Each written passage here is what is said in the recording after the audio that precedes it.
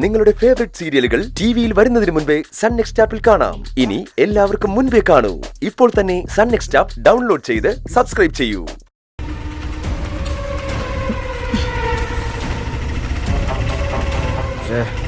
ആ കാറ് മാറി കിടക്കുക. ഞാൻ ഓടിക്കാന്ന് പറഞ്ഞല്ലേ, നീ കേക്കത്തില്ലല്ലോ. കാർ ഞാൻ ആരെക്കൊണ്ടെങ്കിലും എടുപ്പിച്ചോളാം. ഞാൻ അതിനു വേണ്ടി ഫിറ്റ് ഒന്നും അല്ല. നീ കൈ വിട്ടടി ശിവാനി. ഇങ്ങ് തന്നെ.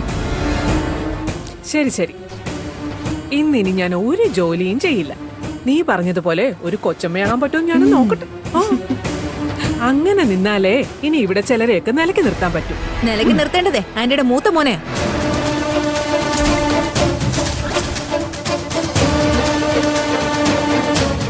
അയാൾ ഒരു വിധത്തിലും എന്നെ ജീവിക്കാൻ അനുവദിക്കത്തില്ല എന്ന് തീരുമാനിച്ചിറങ്ങിയിരിക്കുക. Bloody fool. എടാ, നീ കുടിച്ചിട്ടുണ്ടോ? എന്താ ശിവാനി, എന്താ പ്രശ്നം?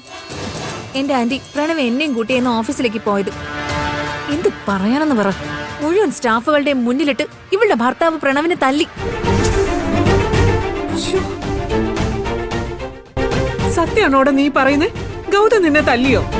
അമ്മ ഒന്ന് ചുമ്മാതിരിക്കെ. എത്ര ദേഷ്യം വന്നാലും വഴക്ക് പറയുമെന്നല്ലാതെ സ്റ്റാഫുകളുടെ മുമ്പിൽ വെച്ചൊന്നും ഇവനെ ഗൗതം തല്ലില്ല എന്ന് മാഡം പറഞ്ഞാതിയോ? ശിവാനി പറഞ്ഞതാണ് സത്യം. അയാൾ എന്നെ തല്ലുകയും ചെയ്തു, അപമാനിക്കുകയും ചെയ്തു, ഓഫീസിൽ നിന്ന് ഇറക്കി വിടുകയും ചെയ്തു.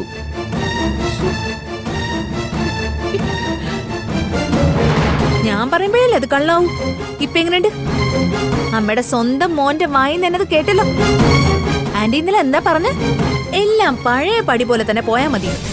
പ്രണവ് ഓഫീസിലേക്ക് പോയി പഴയ പോലെ തന്നെ ജോലി ചെയ്യണമെന്ന് ചെന്നല്ലോ. ഇതാണ് അവസ്ഥ. അല്ല, നീ എന്തിനിപ്പോ പ്രണവിന്റെ കൂടെ ഓഫീസിലേക്ക് പോയത്? എന്താ, എനിക്കവിടെ പൊയ്ക്കൂടെ? പോകുന്നതിൽ കുഴപ്പമൊന്നുമില്ല, പക്ഷെ നീ പോയ സാഹചര്യത്തിലാണ് സംശയം. മനഃപൂർവ്വം അവിടെ പ്രശ്നം ഉണ്ടാക്കാൻ വേണ്ടിയല്ലേ നീ പ്രണവിന്റെ കൂടെ അവിടേക്ക് പോയത്? ദേ, ആവശ്യമില്ലാതെ ജഡ്ജിയമ്മ കയറി അങ്ങ് വിധി പറയണ്ട. നീ ആ സമയത്ത് ഓഫീസിൽ ഇല്ലായിരുന്നല്ലോ. അതാണ് ഈ പറഞ്ഞതാണ് പോയിന്റ്. എല്ലാവരും കണക്കാ. ഒറ്റക്കെട്ടായിട്ട് നിന്ന് എന്നെ പണിഞ്ഞ് കിടത്താനുള്ള പരിപാടിയാ. ഈ നിൽക്കുന്ന വസുന്ധരാന്റി ഉണ്ടല്ലോ, ആന്റി പോലും തക്കം കിട്ടിക്കഴിഞ്ഞാൽ എനിക്കിട്ട് പണിയും.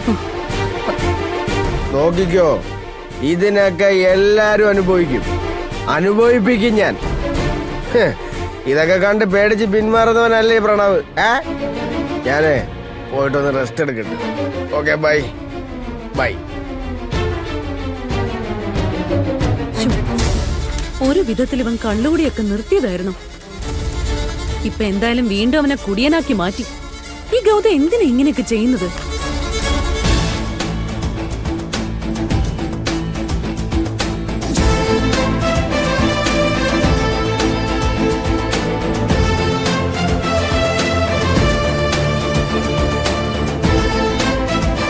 ഓഫീസിൽ എന്താടാ ഉണ്ടായത്? ശിവാനിയും പ്രണവും എന്തൊക്കെ ഇവിടെ വന്ന് പറഞ്ഞത്? അവർ രണ്ടുപേരും പറഞ്ഞ എന്താണെന്നൊന്നും എനിക്കറിയില്ല. പക്ഷെ അവിടെ നടന്ന സംഭവങ്ങളുടെ സത്യാവസ്ഥ എന്താണെന്ന് വേണമെങ്കിൽ ഞാൻ പറഞ്ഞുതരാം. പ്രണവിനെ സ്റ്റാഫുകളുടെ മുമ്പിൽ വെച്ച് ഗൗതം തല്ലിയോ? തല്ലിയെന്നോ? അതാരാ ഇവിടെ ഒന്ന് പറഞ്ഞത്?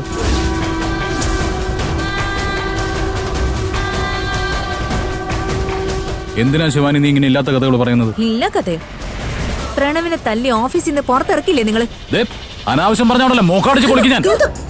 അയ്യോ ഗൗതം, എന്തൊക്കെയാണ് നീ കാണിക്കുന്നത്? കണ്ടുകൊണ്ടോ, എല്ലാവരുടെ മുന്നിൽ വെച്ച് പോലും അനിയന്റെ ഭാര്യ ഇങ്ങനെ തല്ലം ഗൗതം കൈയോങ്ങി. അപ്പൊ ഓഫീസിൽ എന്താ നടക്കുന്നതെന്ന് ഊഹിച്ചു നോക്കിക്കൂടെ? ശിവാനി നീ പറഞ്ഞ കള്ളം പറയരുത്. ആന്റി, എനിക്കിപ്പോ ഇയാളുടെ മുന്നിൽ നിൽക്കാൻ പേടിയാ. എന്ത് ചെയ്യാൻ മടിക്കില്ല. ഞാൻ മുറിയിൽ എങ്ങാനും പോയി കഥ കടച്ചിരുന്നേക്കാം. എടാ, സത്യത്തിൽ അവിടെ എന്താ ഉണ്ടായത്? ഈ ശിവാനി പ്രണവിനെയും കൂട്ടി ഓഫീസിലേക്ക് വന്ന് അവിടെ കാട്ടിക്കൂട്ടിയ കോപ്രായങ്ങൾ എന്തൊക്കെയാണെന്ന് അമ്മയ്ക്കറിയോ?